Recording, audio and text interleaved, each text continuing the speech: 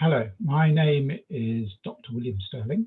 I'm a lecturer at the City Literary Institute, the largest provider of adult education in the United Kingdom.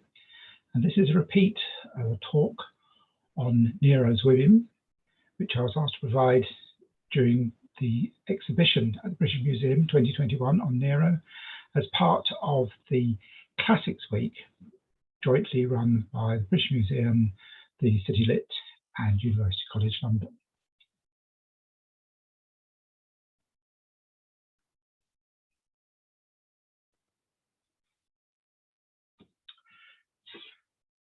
There we have the opening slide of this. As I say,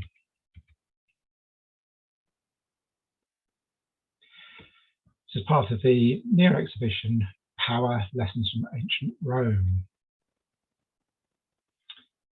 From time to time, I run courses at the City Lit on women in the ancient world, Greece, Etruria, and Rome. I cover ordinary women's lives, their role in religion as goddesses and priestesses, especially Vestal virgins, and also the women who wielded influence and power. These include Nero's mother and some of his other female relatives. In Gilbert and Sullivan's HMS Pinafore, Sir Joseph Porter, the ruler of the Queen's Navy, is accompanied by a large chorus of his sisters and his cousins and his aunts. Nero did not reckon up his cousins by the dozens, but he did have a large number of influential female relatives. Nero came from a long line of intelligent, strong, and influential women. His mother was Agrippina the Younger, the daughter of Germanicus and Agrippina the Elder. Agrippina the Elder was one of the very few people, let alone women, who was brave enough to stand up to the ruthless Emperor Tiberius.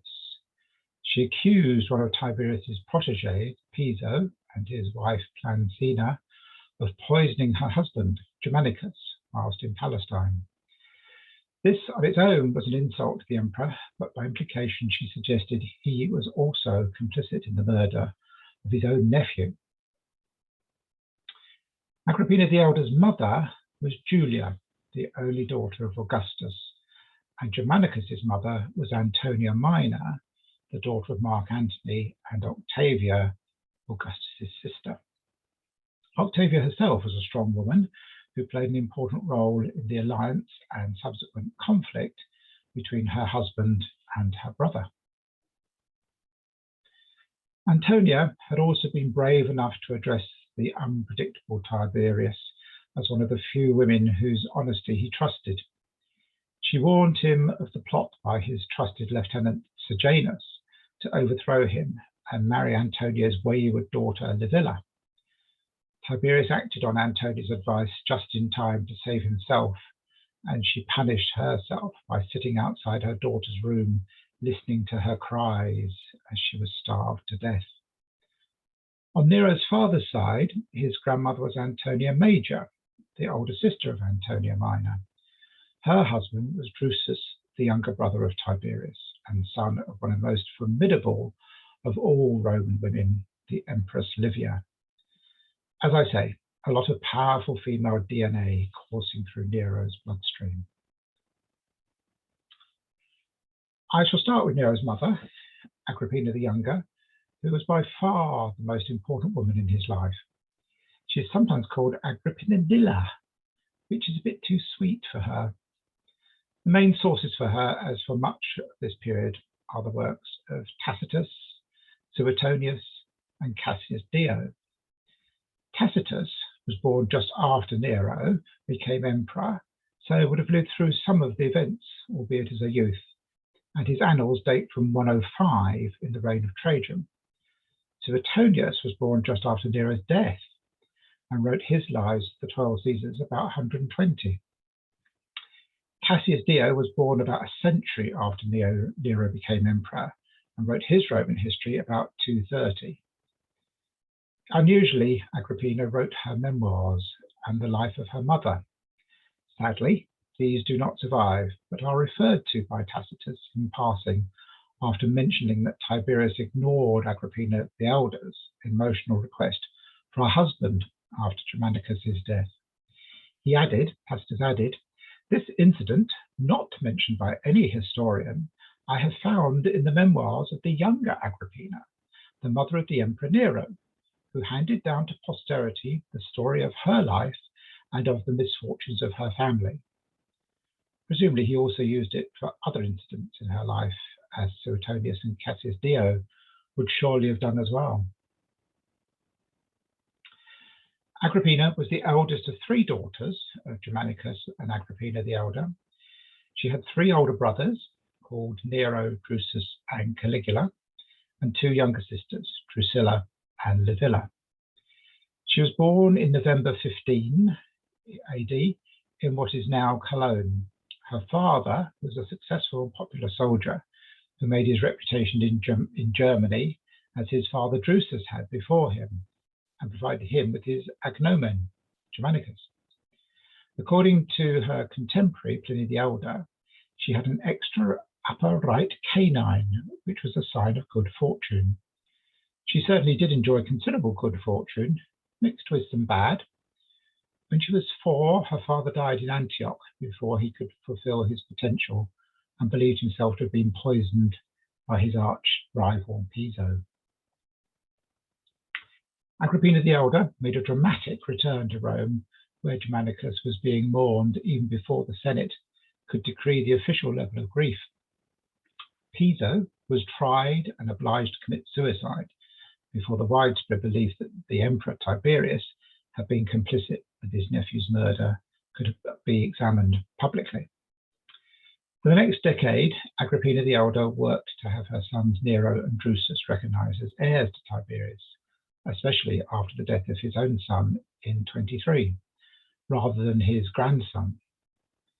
She was opposed by Tiberius's number 2, Sejanus, who succeeded in forcing her into exile on the small island of Pandateria in 29, where her mother Julia had spent 5 of her 15 years exile. She starved to death there 4 years later in 33. Her exile occurred shortly after Livia's death, and in the same year as the death of her older sister Julia, after her 20 years of exile. The treatment of the women of her family must have influenced Agrippina the Younger's opinion of the men in her family. Agrippina the Younger was not in Syria when her father died, as she had been left in Rome the previous year, 18, where she was being raised by her paternal grandmother, Antonia Minor, daughter of Mark Antony and Octavia, along with her 2 oldest brothers and her sister Drusilla. They lived on the Palatine Hill, and her paternal great-grandmother Livia also had a part in her upbringing. After her mother returned from Antioch carrying Germanicus's ashes, she also settled in Rome, so young Agrippina had 3 strong women in charge of her education, and she would have been made very aware of her place in Roman society.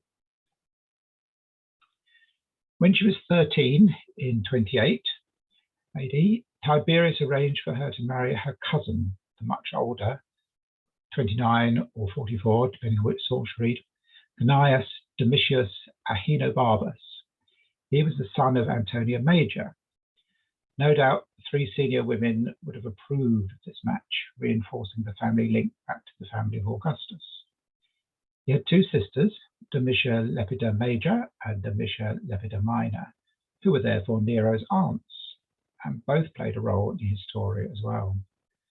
Not much is known about Agrippina's life with her first husband, but he was described as detestable by Suetonius, and he was rich. The marriage must have helped his prospects, as he was made consul by Tiberius 4 years later in 32. Their only child, Nero, was born 9 years after marriage in 37. Life under Tiberius was unpredictable, and not only had Agrippina's mother been sent into exile the year after her marriage, but her 2 older brothers also fell from grace. Nero, being exiled the same year as his mother, 29, dying on Ponza 2 years later, and Drusus imprisoned on trumped-up charges in 30, starving to death in 33. She and her sisters kept their heads down whilst their remaining brother, Caligula, endeared himself to the elderly emperor and was named as his joint successor to Tiberius, along with Tiberius's own grandson Gemellus. When Tiberius died in March 37, Gemellus was just too young to succeed, and Caligula succeeded on his own. He immediately promoted his three sisters as persons of special status, and Agrippina gained her first taste of what it was like to be one of the most important women in Rome. The three were granted equal status to the Vestal Virgins, giving them the rights to the best seats at the games and appearing on coins, and in official oaths of loyalty alongside their brother. Agrippina was still basking in this high status when Nero was born in December 37. Apart from his parents, very few of the baby's other relatives were still alive. His uncle the emperor and 4 aunts, 2 maternal and 2 paternal. His father died when he was 3, and Uncle Caligula when he was 4, leaving just female adult relatives and various young male cousins. Sadly for her, Agrippina's high status did not last long. Before Nero was a year old, Aunt Drusilla died, probably of a fever, but as she was Caligula's favourite, it further unhinged his mind. In 39, Agrippina and Livilla were implicated in the plot of the 3 daggers to kill brother Caligula and put Drusilla's widower, Marcus Aemilius Lepidus, on the throne. Caligula had made the mistake of nominating him as his successor, presumably so Drusilla, when she was still alive, would have been empress, but also because he was also descended from Augustus's sister, Octavia.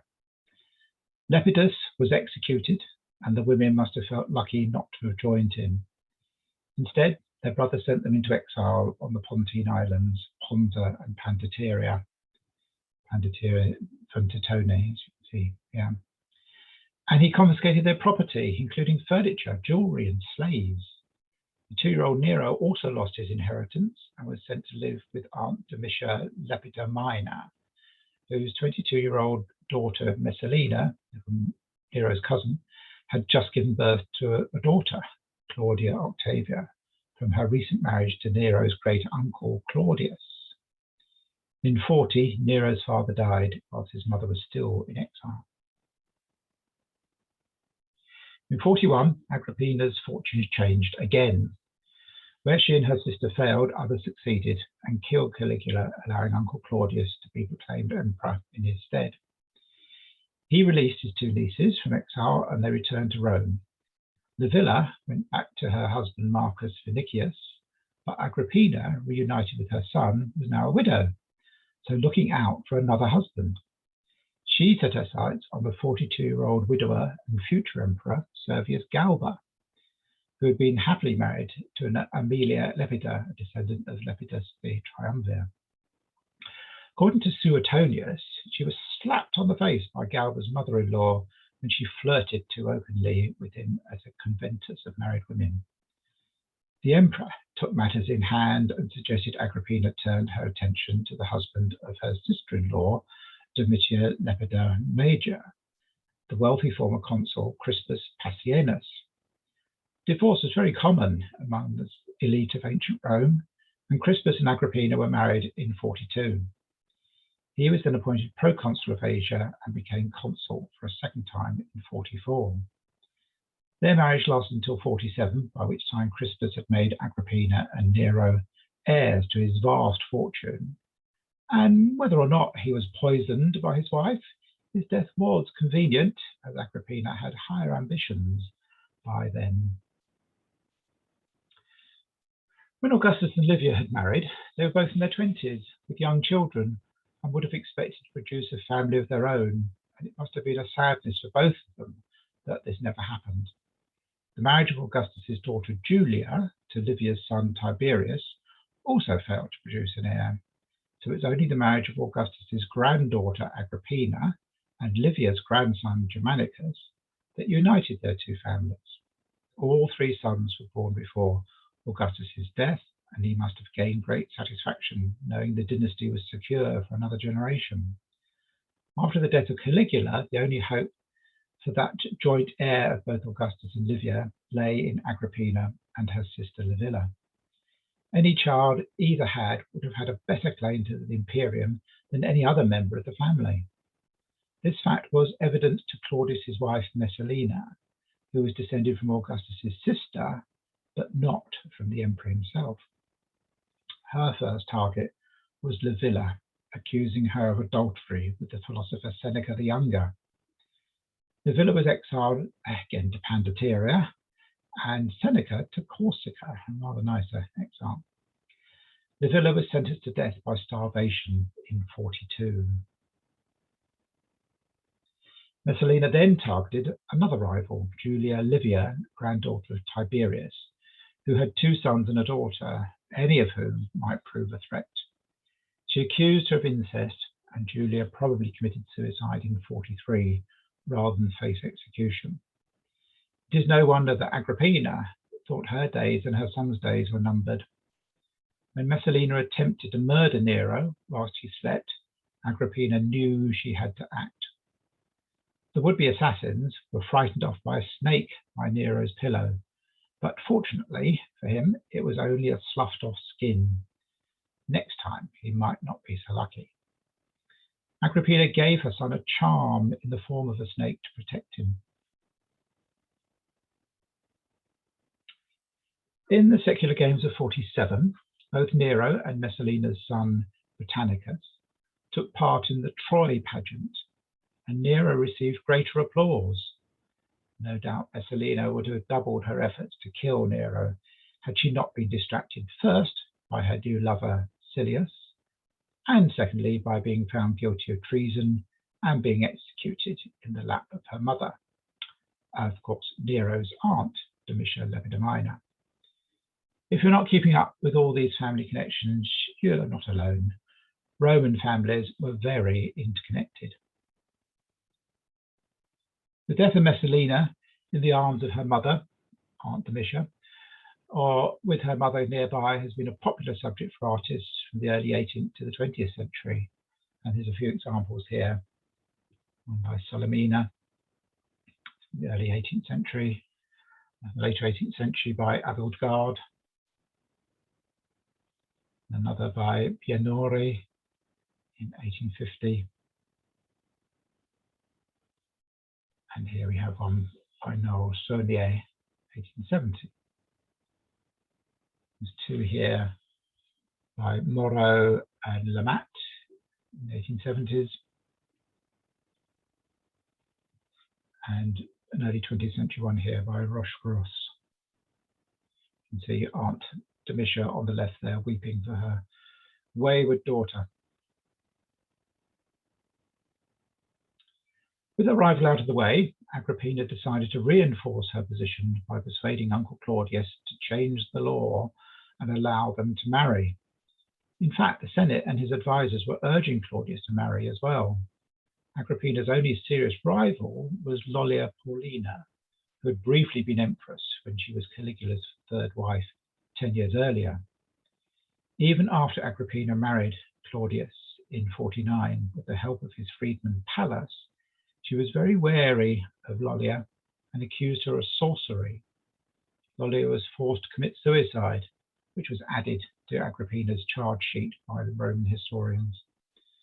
Agrippina also inherited Lollia's beautiful gardens, which might have been part of her motive. She seems to have loved gardens. Part of Agrippina's plan to ensure the succession of her son was for him to marry Claudius's daughter Octavia, which meant breaking off Octavia's engagement to Lucius Junius Silanus Torquatus, himself a possible rival to the Imperium, being a grandson of Agrippina the Elder's older sister, Julius Caesarus.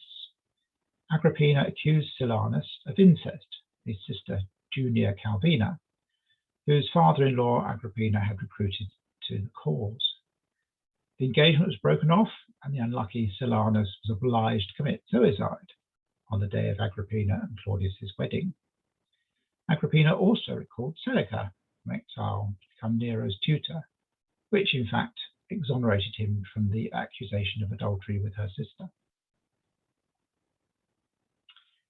Agrippina soon became the de facto joint ruler of the empire, appearing alongside her husband during the triumphal parade of British captives and their king Caractacus, who did homage to both the emperor and the empress. It appears that Claudius was only too pleased to allow his new, intelligent, young wife to take over the reins of government, which he had not wanted in the first place, and at nearly 60, he was growing more weary of it. In 50, Agrippina became only the second empress after Livia to be given the title Augusta in her own lifetime. Claudius had also given it retrospectively to his mother. And even Livia had to wait till her son Tiberius succeeded to be so honoured. The same year, Claudius adopted Nero as his son and successor, which was his mother's ultimate goal. She appeared on coins, had statues erected all over the empire. In the Senate, whose proceedings she followed from behind a screen, it was her supporters who held sway, and it was her nominees who took up governorships and other public offices. She held her own court and received ambassadors, and Claudius allowed her to sign documents and decide on important government business. In effect, she became regent and was a highly efficient ruler. The settlement where she had been born, Cologne, was formally created a colony and was given her name, Colonia Claudia Ara Agrippinensium, the only example of a colony being named after a woman, but understandably why it was shortened to Cologne. Here we have another coin with Agrippina on it, and some surviving examples of statues of her, as I said, all over the empire. By 51, she was powerful enough to execute Britannicus's tutor Sosibius, simply because he had questioned the adoption of her son as successor in preference to Claudius's son by Messalina. In 53, the 15-year-old Nero was married to his stepsister, 14-year-old Octavia. According to some sources, it was about this time that Claudius changed his mind over the succession and started to favour his 12-year-old son Britannicus. This was probably the mistake that sealed both his and Britannicus's fate. In December 54, Nero would be 17 and be considered just old enough to succeed as emperor, while Britannicus was still only 13. So, in October 54, Claudius died after eating one of his favourite dishes of mushrooms, which apparently his dear wife had prepared for him herself. Whether they were poisoned deliberately or by accident, or his digestive system could not cope with them, we shall never know. But it was very opportune for Agrippina. This woodcut shows what most historians think, that she did it deliberately and finished him off with what she claimed to be medicine, but was further poison. Agrippina kept Claudius's death a secret until she was sure of her son's succession, but she managed it perfectly. She had already replaced the head of the Praetorian Guard with Burrus, one of her own men, and she had plenty of supporters in the Senate. She blocked access in and out of Rome and introduced her son as the new emperor, first to the army and then to the Senate. As the heir of Augustus and Livia and the grandson of Germanicus, Nero was undoubtedly seen as the ideal successor, whereas Britannicus's youth and being the son of Messalina counted very much against him. Soon after Britannicus's grandmother, Nero's aunt Domitia Lepida Minor, was executed on Agrippina's orders, just in case she could rally support for her grandson. Nero was proclaimed emperor, and Agrippina was made priestess of the divine Claudius. She assumed that her position would be the same or greater even than it had been under Claudius, and at first her son allowed her to retain many of her former privileges. However, Nero soon began to resent his mother's interference, and their relationship started to sour. On the advice of his tutor Seneca and Burrus, he met the Armenian ambassadors without his mother, which showed her the direction he was heading in. Nero had no love for his wife and no longer needed the alliance with his predecessor's daughter. He fell in love with Claudia Acte, a freedwoman of Octavia's, who was prepared to become his mistress. In defiance of Agrippina, he was encouraged by Seneca and Burrus, who understood Nero's sexual proclivities, would be better serviced by Claudia Acte rather than his young, naive wife. Nero was so enamored, he had a fake royal pedigree drawn up for her to allow him to marry her. Agrippina was horrified and threatened to turn her allegiance to Britannicus. Nero decided to eliminate his rival and poisoned Britannicus in 55 at a family dinner party celebrating Britannicus's 14th birthday. The coins clearly show the changes in Agrippina's fortune from her position as Claudius's empress to her son's interfering mother. Here we have a full face on her own, then facing her son when he was heir, and then after he succeeded on the same side as her son, nose to nose. And he appears a bit less prominent behind her, and so on. Over the next year, Agrippina started to lose influence over her son, and he deprived her of her privileges. And in 56, insisted she moved out of the imperial palace to Misenum on the Bay of Naples. Not a bad place to be exiled to. Her chief ally, Pallas, was also dismissed by Nero. She was allowed to retain her title of Augusta and continue to visit her son for short visits and advise him when he needed it. By 56, she'd gone from the coins. Nero's relationship with Claudia Acte came to an end, although she outlived him and arranged his funeral rites when he died. In 58, he started a new relationship with Poppaea Sabina, who mocked him as a mummy's boy and felt he could not assert himself or divorce Octavia as long as Agrippina was alive. At the same time, Agrippina was accused of being involved in a plot to depose her own son and replace him with Rubellius Plautus, the son of great-aunt Julia Livia, whom Messalina had hounded to death and a genuine contender for the throne. Plots had circulated round him since 55, although Nero did not take them seriously, but it was convenient to use this one as an excuse to rid himself of his mother. Poppaea was married at that time to the future emperor Otto. She's a subject to interest to artists over the centuries, and Handel's 1709 opera Agrippina portrays Poppaea as the victim and Agrippina as the arch schemer. And this is a brief excerpt from the opera, one of Agrippina's arias. Invece di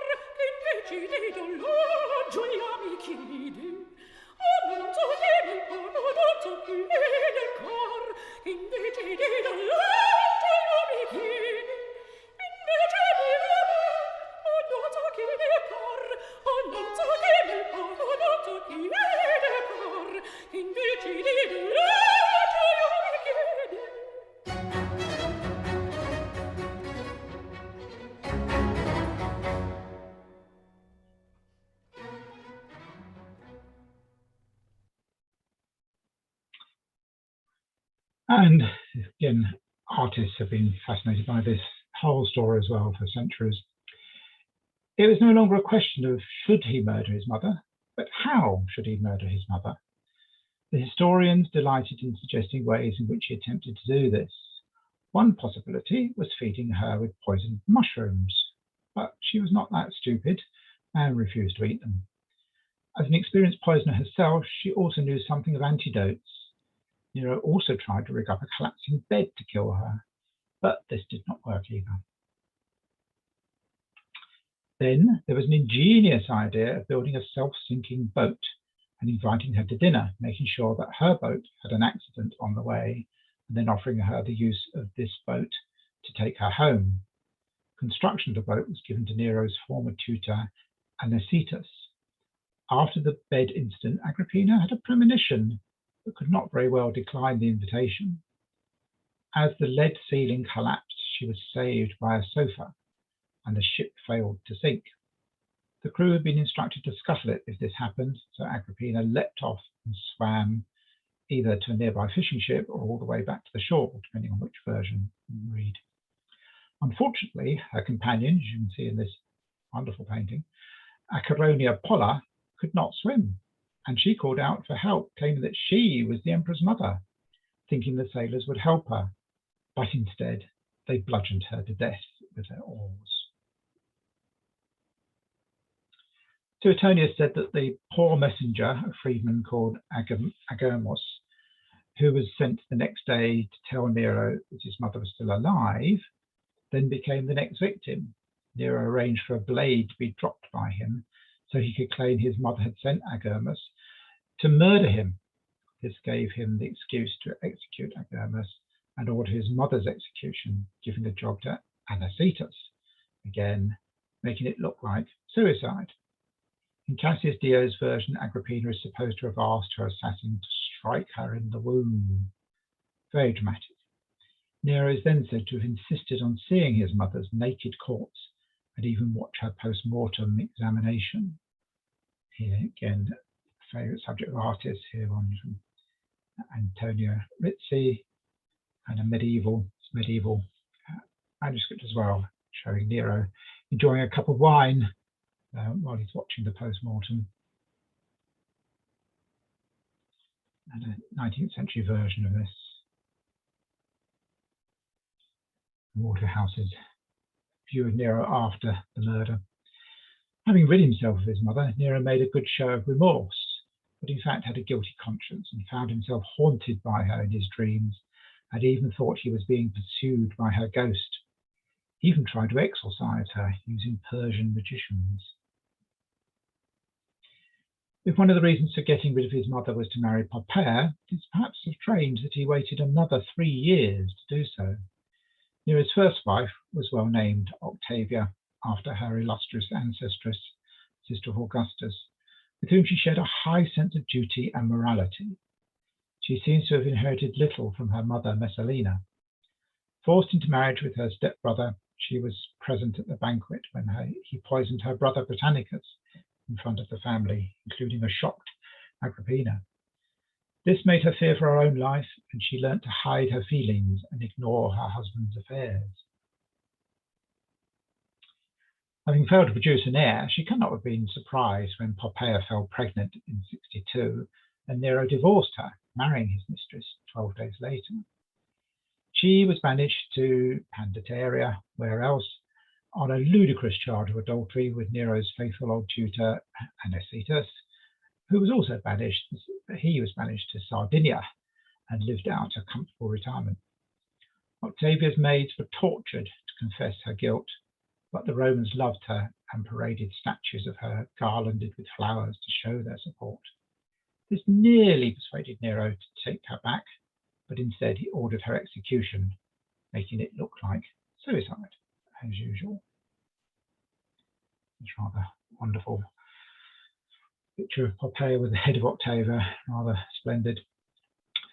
The story becomes even more gruesome when Poppaea was given her head on a platter. No wonder Octavia joined Agrippina in Nero's dreams, and her ghost joined in the haunting. Nero's second wife was Anne Boleyn to his Henry VIII, the patient mistress waiting for the first wife to be divorced so she could take over and provide the heir wife number one could not. Born in Pompeii in 30, she was nearly 10 years older than Octavia, and as a renowned beauty had been married twice to Rufius Crispus and Marcus Otto, later one of the four emperors after Nero's death. Nero made Otto governor of Lusitania when he forced him to divorce Poppaea. She came from a wealthy Pompeian family, and she had a sumptuous house in Oplontis nearby, which has been excavated extensively. Her father had been a friend of Sejanus and fell with him. Her mother had an equal reputation for beauty and was one of Messalina's victims, so she well knew the dangers of mixing with the elite of Roman society. Poppaea's first husband had been the head of the Praetorian Guard for the first 10 years of Claudius's reign, and replaced by Agrippina for being too loyal to Messalina. They were divorced, and he was later executed by Nero, who also drowned their son during a fishing trip. Presumably the self-collapsing boat was too unreliable. And this is Poppaea's villa at Oplontis, just a few shots of it. Sumptuous gardens and spectacular wall paintings.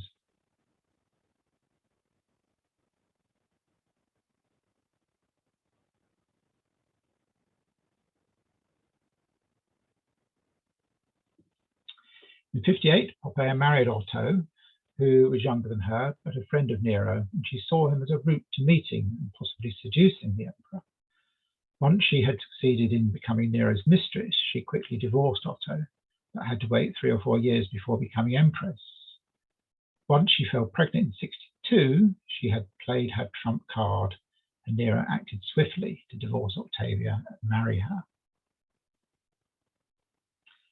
Like the birth of Elizabeth for Henry and Anne, the birth of Claudia in January 63 must have been a slight disappointment, but Nero hid it well by granting his new wife and the baby the title of Augusta. Poppaea now had a position of preeminence and could wield power in a way that Agrippina had done with Claudius. If she had lived longer, she might well have become as influential over Nero as Agrippina had been over Claudius. And here she is on a coin, another coin. This rather splendid marble plaque of them riding together. And going back to this German woodblock, see what happened next. The death of Claudia Augusta, just 4 months later, was a tragedy. At least she had shown the emperor was capable of having children. When Poppaea became pregnant again in 65, there must have been high hopes of a son, as with Anne Boleyn in 1536. Tacitus, Suetonius, and Cassius Dio all claimed that Poppaea's death whilst pregnant was due to some accidental or intentional violence on the part of her husband. How they knew what had happened is a mystery. They had political agendas to blacken Nero's name, and it is more likely that she died due to an accident or complications with the birth or even a miscarriage. Even Henry VIII did not kick Anne Boleyn to death while she was pregnant and waited till she had given birth to a stillborn son before condemning her.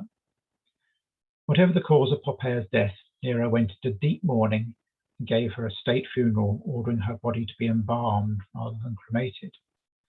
Both she and their daughter were declared divine. This tragedy seems to push Nero's weakened sense of reality over the top.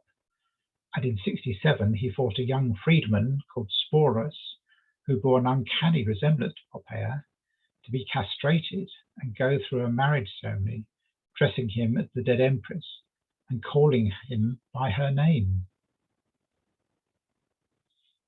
One of Poppaea's successes was to remove Seneca from his position as chief advisor.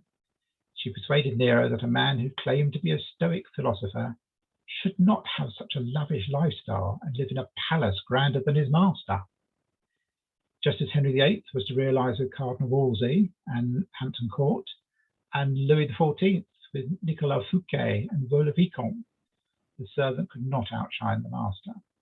Seneca's fall was inevitable, and it forms a point of high drama in Monteverdi's 42 opera L'Incoronazione di Poppea, Coronation of Poppea. In this excerpt, you'll hear Seneca's friends urging him not to die, non morir Seneca.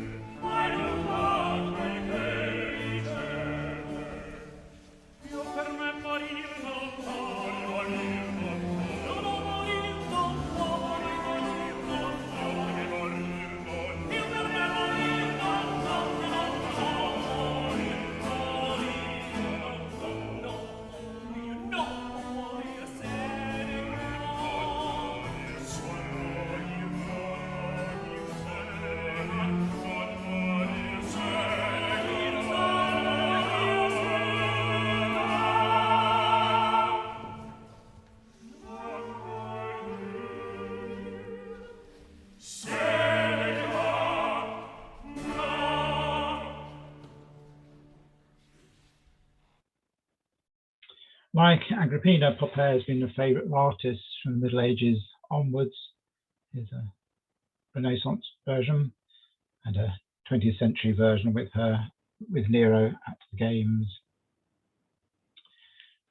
With no obvious heir, Nero did, however, need to marry again, so to a real woman. His third wife was Statilia Messalina, the wife of one of the consuls for 65, Marcus Julius Festinus Atticus. At first, she became Nero's mistress, but after the death of Poppea, her husband was obliged to commit suicide in 66 after being accused falsely of being involved in one of the ever-increasing plots against the emperor. Little is known about her except she had a son by her first husband, so Nero knew that she was fertile. She was said to be witty, but less flamboyant than Poppea. Their marriage was cut short by Nero's death in June 68. When Otto became emperor in the following January, he promised to marry her himself. but had not done so before his death 3 months later. And we hear nothing more of her. So hopefully she was allowed a quiet retirement, which has been quite an achievement at the time. And finally, this is the funerary inscription of Nero's wet nurse Claudia Ecloge, who with his mistress Claudia Acte, two of the few people that mourned his death and arranged the depositing of his ashes after his suicide. So mother, aunts and wives were important during Nero's life, and all have inspired dramas, operas, paintings and other works of art ever since.